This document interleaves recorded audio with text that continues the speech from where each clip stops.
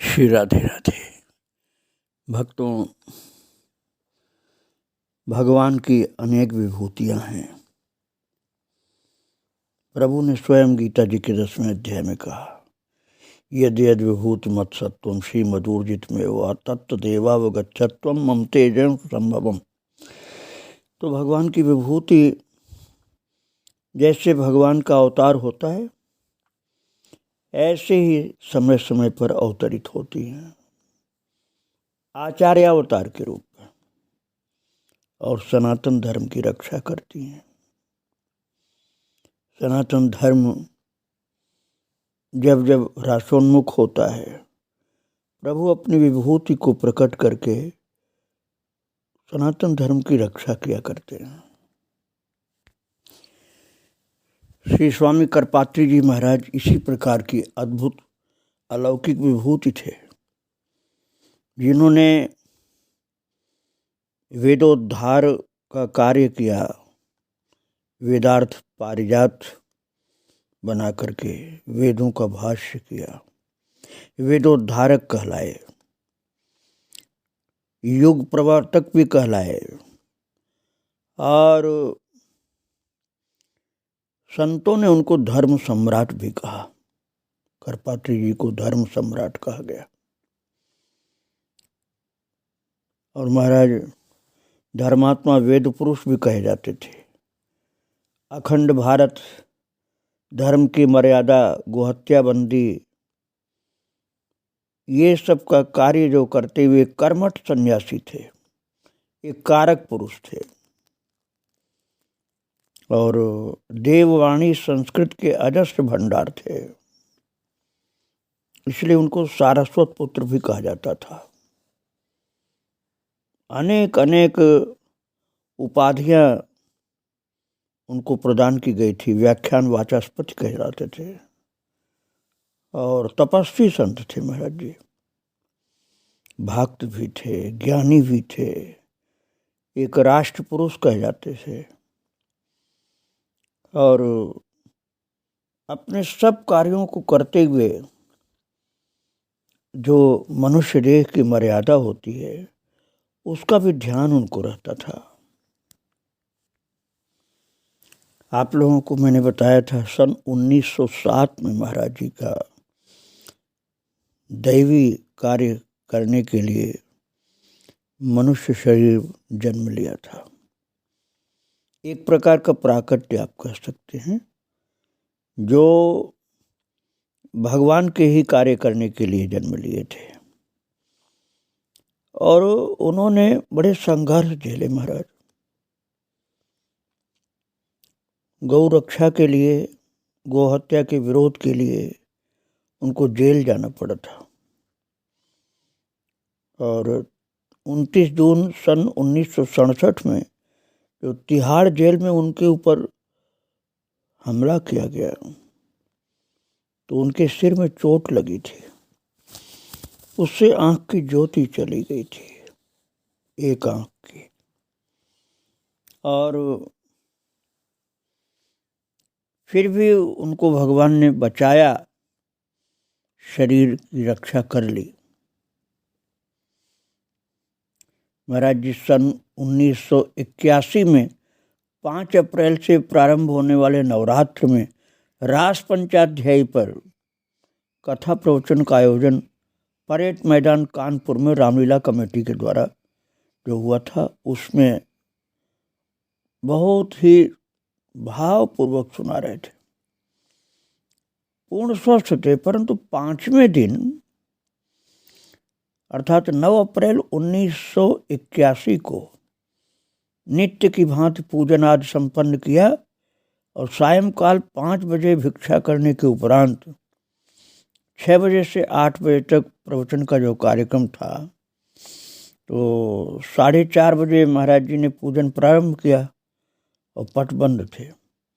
5 बजे के स्थान पर 4:30 बजे पूजन नित्य की भांति शंख ध्वनि के साथ पूर्ण हुई। तो जो सेवक था ब्रह्मचारी, वो पूछ रहा था महाराज जी से, शरीर के विषय में उनके, तो वायु रोग का थोड़ा असर हो गया था महाराज जी के ऊपर, इसलिए गर्दन में पीड़ा थी। तो महाराज जी बोले तुरंत काशी ले चलो मुझे, सब कार्यक्रम रद्द कर दो। और कानपुर का सब कार्यक्रम जो बाकी था सब जो कहते हैं छोड़ करके कार द्वारा कानपुर से काशी चल पड़े। और ब्रह्मचारी को निर्देशित किया कि मार्ग भर राम नाम कीर्तन करते चलना, उच्च स्वर से करना। और इस प्रकार रात्रि में 1 बजे काशी पहुंच गए। और भक्तों प्रातः 5 बजे काशी में ध्यान में डूब गए। नेत्र बंद था, मन में परम ब्रह्म का चिंतन था। और 21 दिन तक इसी ब्राह्मी स्थिति में ध्यान में महाराज जी एकदम डूबे रहे। और अस्वस्थता का समाचार पूरे देश में समाचार पत्रों के द्वारा फैल गया।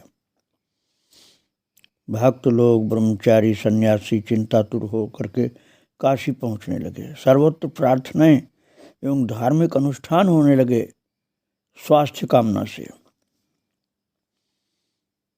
तो महाराज नेत्र जब खोलते थे महाराज जी, तो कहते थे हमें भगवान की कथा वार्ता सुनाओ, शरीर की बात मत पूछा करो, उसी से स्वास्थ्य लाभ होगा। बार बार तुम लोग स्वास्थ्य की बात पूछते हो, भगवान की कथा वार्ता सुनाओ, उसी से शरीर में भी आराम मिलेगा, मन को भी आराम मिलेगा।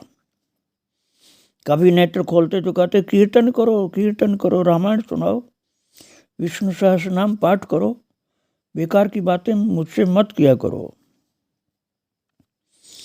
रात्रि में भी धर्म की कथाएं, भगवान की कथाएं, पाठ विद्वानों के द्वारा होता रहता था। भक्ति के प्रसंग आने पर उनका हृदय बिल्कुल द्रवीभूत हो जाता था। नेत्रों से अजस्र गति से अश्रुधारा प्रवाहित होती थी करपात्री जी महाराज के। और बीच बीच में पूछते ठाकुर जी का भोग कैसा लगा, आरती पूजा अर्चा सब ठीक ठाक चल रहा ना, ठीक ठीक सब चल रहा है, संपूर्ण व्यवहार भी केवल भगवान के ही रह गए थे, दूसरा कोई सांसारिक व्यवहार नहीं था। और निर्लेप भाव से इन कार्यों की दृष्टि रखते थे और भक्ति की उच्च अवस्था में लीन रहते थे। भाव विभोर होकर के गदगद कंठ से नामोच्चारण करते शरीर रोमांचित हो जाता था। श्री महाराज जी का शरीर में स्वेद पसीने छूट पड़ते थे। कीर्तन भजन भगवत कथामृत पान करते प्रभु के मिलन के लिए छटपटाने लगते, जोर से रोने लग जाते। ज्यों ज्यों कोई भगवान की लीला सुनाता भाव विभोर होते जाते थे। और भगवान के बारे में कोई शंका करता जरा सी बात तो उनको तुरंत स्वस्थ हो जाते थे बोलने के लिए, और फिर उसके बाद तुरंत अंतर्मुखी हो जाते थे। इस प्रकार नित्य कर्म, पाठ, पूजन, देवोपासन, योगासन ये भी चलते रहे। और बोले मैं अब बाजार समेट रहा हूँ, चलने की तैयारी में हूँ, हमको जो कुछ करना था कर चुके। इस प्रकार अपने संकल्प का कई बार उन्होंने संकेत किया, परंतु भक्तगणों ने कभी ये नहीं समझा कि महाराज जी अपनी ही लीला संवरण करने पर दृढ़ प्रतिज्ञ हो गए। इसलिए महाराज जी के शरीर का स्वास्थ्य ठीक करने के लिए लोग इलाज के लिए ही सावधान रहते थे, उनकी इस बात को नहीं मानते थे कि वो जाने वाले हैं। यद्यपि शरीर दुर्बल था परंतु मानसिक दृष्टि से वो पूर्ण स्वस्थ थे।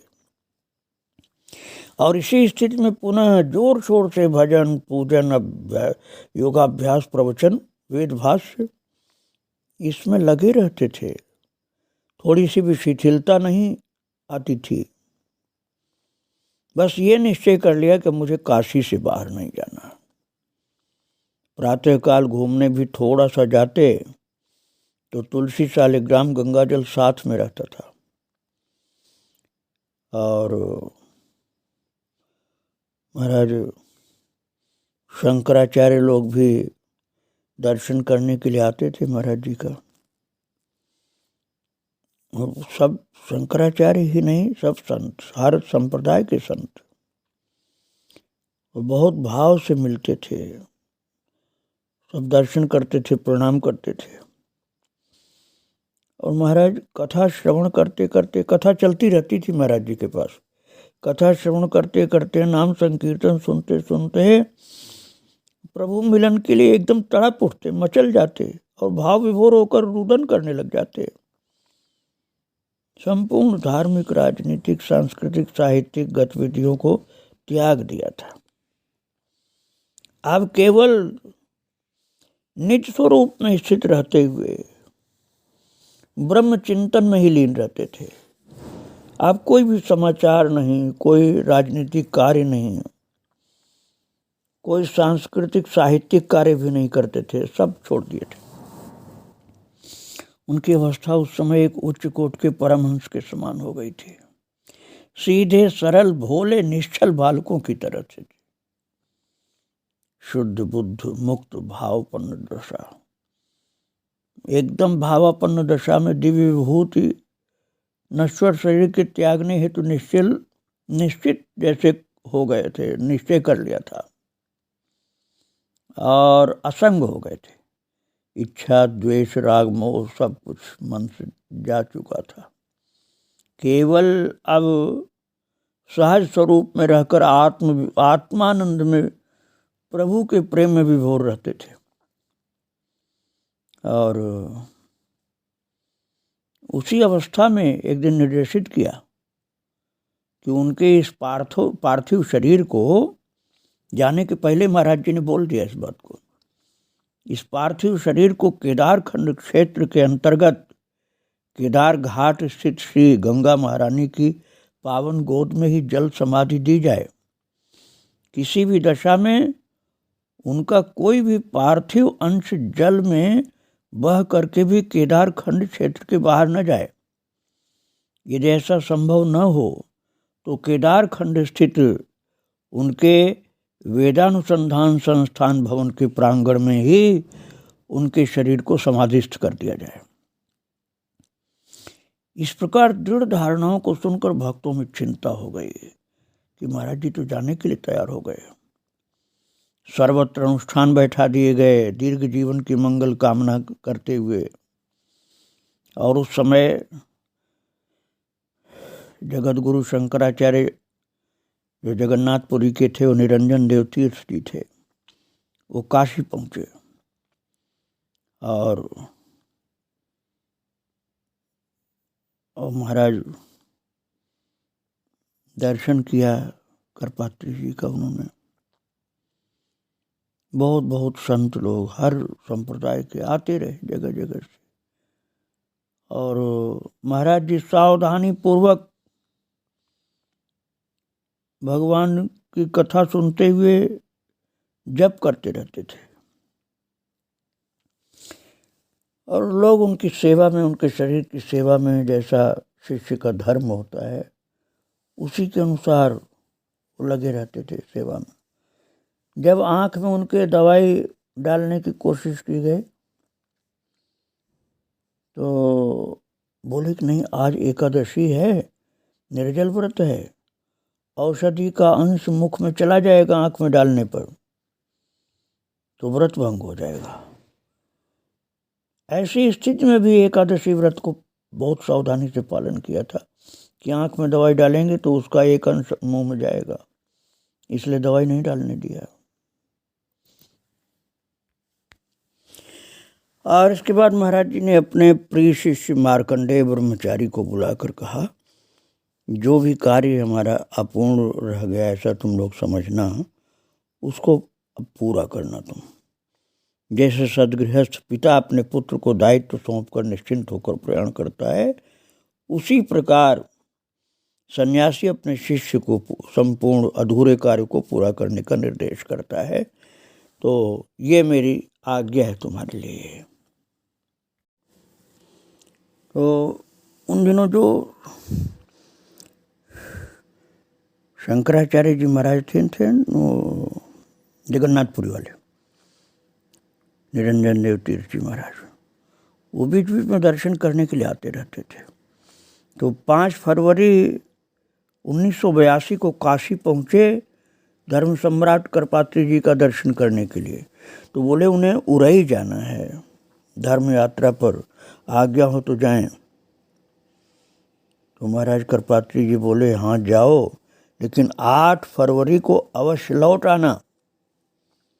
इस बात से भी स्पष्ट तो ये प्रकट था कि उन्होंने 5 फरवरी से पूर्व ही शरीर त्यागने का संकल्प ले लिया था, परंतु प्रत्यक्षतः किसी ने समझा नहीं और पूरी पीठाधिपति अपने धर्म यात्रा पर उरई चले गए।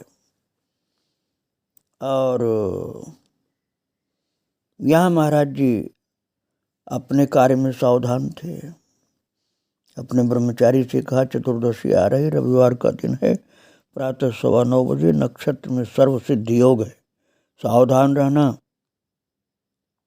हमें जाना है। इस प्रकार से सावधान थे महाराज। चतुर्दशी को ब्रह्म चैतन्य ब्रह्मचारी पूजा के लिए प्रातः पुष्प लेकर आए।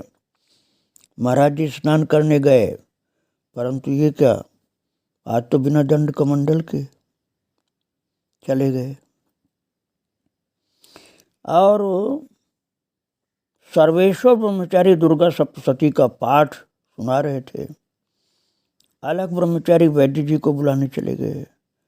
महाराज जी उस समय बिल्कुल अकेले थे और दुर्गा सप्तशती का पाठ करने वाला ही ब्रह्मचारी केवल था उस कक्ष में, और दूसरा कोई भी नहीं था।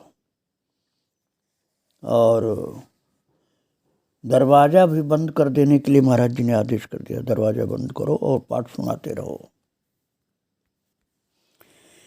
एक बार महाराज जी ने अपने प्रवचन में एक प्रसंग में कहा था कि संत महात्माओं को शरीर एकांत में छोड़ना चाहिए जहाँ कोई न हो। अब ऐसी स्थिति थी भक्तों, अंतिम समय उनका जो निश्चित किया था बिल्कुल वही समय आ गया। और उस समय कक्ष में पाठकर्ता एक थे जो अपने पाठ में लगे हुए थे और दूसरा कोई नहीं था वहाँ पर। महाराज श्री करपात्री जी महाराज ही थे। और भक्तों जो महाराज जी ने समय बताया था ब्रह्मचारी को, ठीक वही समय जब आया है। उसके पहले थोड़ा था भगवान कृष्ण का चिंतन करते हुए, थोड़ी सी चर्चा करते हुए फिर शांत हुए। फिर बोले ब्रह्मचारी से तुम पाठ चालू रखो, अब बात नहीं करना मुझसे और न दरवाज़ा खोलना भी। बस केवल ब्रह्मचारी पाठ कर रहा था। और महाराज जी जो तिथि बताए थे, जो समय बताए थे, ठीक उसी के अनुसार 7 फरवरी 1981 रविवार चतुर्दशी का पुण्य नक्षत्र आया। और महाराज प्रातः 9:17 पर उन महापुरुष ने, जिनकी नाड़ी में राम नाम चल रहा था, शिव शिव शिव का उच्चारण किया और महाराज बिल्कुल शांत हो गए। आप ये कह सकते हैं कि धर्म का प्रचंड जाज्वल्यमान मार्तंड अस्त हो गया। बड़े बड़े महापुरुष, संत, महात्मा, सन्यासी, दंडी सन्यासी, बहुत महान महान भक्त, शंकराचार्य लोग, सब लोग उस समय महाराज जी का दर्शन करने के लिए तीव्र गति से चले। और महाराज जी के शिष्य लोग, जिसमें अभी निश्चलानंद जी महाराज भी हैं और भी बहुत से लोग हैं, वो सब तीव्र गति से काशी की तरफ भागे। और महाराज जितना जीवन इनका था पूरा धर्ममय था, पूरा भक्तिमय, त्याग तपस्यामय, परोपकारमय और परहित के लिए ही जीवन को अर्पण कर दिया था। परहित लाग तजहि जे देहि, संतत संत प्रशंसहि तेहि। कहते थे मनुष्य का शरीर तप के लिए, परोपकार के लिए होता है।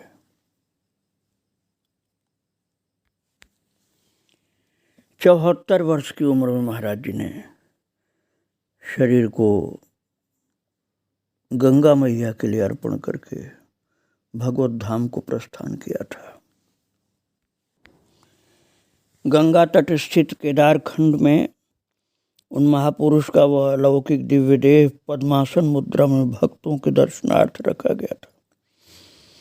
परंतु वाराणसी की गली में स्थित जन समुदाय दर्शन के लिए जैसे व्याकुल सा था और सबकी इच्छा थी कि सबको दर्शन मिलना चाहिए। तो महाराज वो व्यवस्था की गई, कंधों पर उठा करके भक्त लोग उनको विराजमान किए। मंच पर उद्घोष हो रहा था, नाम संकीर्तन हो रहा था, करपात्री जी की जय जयकार के नारे, धर्म की जय, अधर्म का नाश, प्राणियों में सद्भावना, विश्व का कल्याण, ये बोलते हुए और कीर्तन होता था। अंतिम दर्शन के लिए उमड़ पड़े थे लोग। और उस समय जो बहुत प्रसिद्ध शंकराचार्य थे निरंजन देव तीर्थ जी, और उनके बाद फिर स्वरूपानंद जी और भी शंकराचार्य लोग, और सन्मार्ग के संपादक स्वामी नंदनानंद सरस्वती जी महाराज, और बहुत प्रसिद्ध लोग समाज के और भक्त लोग, संत लोग एकत्रित हुए थे।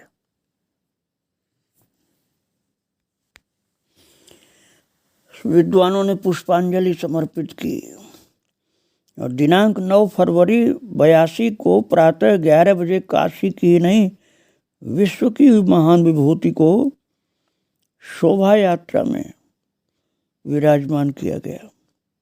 जय जयकार हो रही थी उनकी और खूब सजावट किया गया था। बहुत भीड़ थी, इसलिए पुलिस की गाड़ियां साथ में चल रही थी और पुलिस बैंड रामधुन बजा रहा था और दंडी स्वामियों की भीड़ थी, सब संतों की भीड़ थी। नैमिषारण्य के स्वामी नारदानंद जी महाराज भी साथ में थे और सभी संप्रदाय के संत लोग थे ना। वाराणसी भर में पुष्प मालाएं शायद ही बची होंगी, सब दुकान की मालाएं, फूल सब आ गए वहीं पर। इतना फूल माला चढ़ाई गई,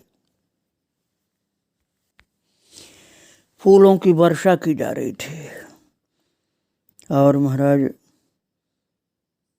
पार्थिव शरीर जो महाराज जी का था, एक विशाल शोभा यात्रा के साथ मैदागिन, बुला नाला, नीची बाग, बांस फाटक, गोदौलिया होता हुआ दशाश्वमेध घाट की ओर मंथरगत से वो यात्रा बढ़ रही थी। अन्नपूर्णा मंदिर के महंत त्रिभुवनपुरी एवं सुभाषपुरी जी ने बांस फाटक पर स्वामी जी का पूजन किया, चादर चढ़ाई। इसी तरह से जज स्वामी श्री विपिन चंद्रानंद जी महाराज ने माल्यार्पण किया। सुप्रसिद्ध लोग सब खड़े हुए थे प्रतीक्षा करते हुए महाराज जी के दर्शन के लिए। और महाराज जब जो रीति रिवाज कर्मकांड है उसकी परंपरा के अनुसार शंख से कपाल छेदन करना था तो स्वामी निरंजन देव तीर्थ जो शंकराचार्य थे पुरी के, वो बोल पड़े कि स्वामी जी जैसे महान संत के कपाल में छेदन में नहीं कर सकता। और ये ऐसा कहते कहते विलक पड़े और कंठ अवरुद्ध हो गया उनको। पवित्र गंगा जल से भरे शंख को स्वामी जी के कपाल से केवल स्पर्श कराया, प्रहार नहीं किया।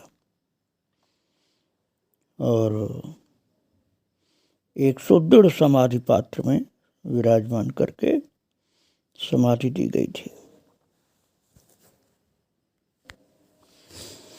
केदारखंड क्षेत्र में बहुत गहराई पर 20 फीट गहरी गंगा की आगम जलधारा के मध्य में समाधिस्थ करने के लिए संकल्प करके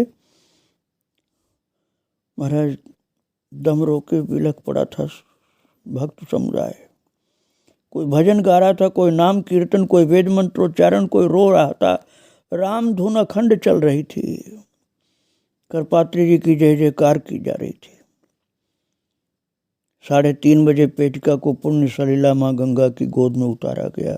अनेक दंडी सन्यासीगण गंगा में आचमन करने के लिए कूद पड़े। उस समय भावुकों का भाव उस समय इस प्रकार का प्रकट हो रहा था कि अद्भुत दृश्य था वो। और बाजे बज रहे थे, कीर्तन हो रहा था, पुष्प वर्षा हो रही थी। अनंत श्री स्वामी करपात्री जी महाराज युग पुरुष थे।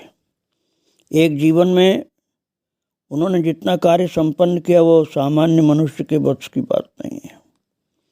कई जन्म में भी कोई इतना कार्य नहीं कर सकता है। और प्रारंभ में जैसा आपने श्रवण किया था, बहुत अल्प दिन तक गृहस्थ में रह करके जन्मजात साधुता थी, इसलिए फिर साधु बन गए थे। विद्यार्जन किया, ग्रंथ लेखन किया, तपस्या किया, भजन किया। एक महान भक्त की उच्च अवस्था की प्राप्ति की, एक ज्ञानी की अवस्था प्राप्त की, एक निष्काम कर्मयोगी की अवस्था प्राप्त की। अपने जीवन के संपूर्ण कार्यों को सावधानी पूर्वक कर लिया। जिसके लिए जन्म हुआ था वो सब कार्य महाराज जी ने किया। उनके अंदर राम भक्ति थी, शिव जी की तरह से ज्ञान था।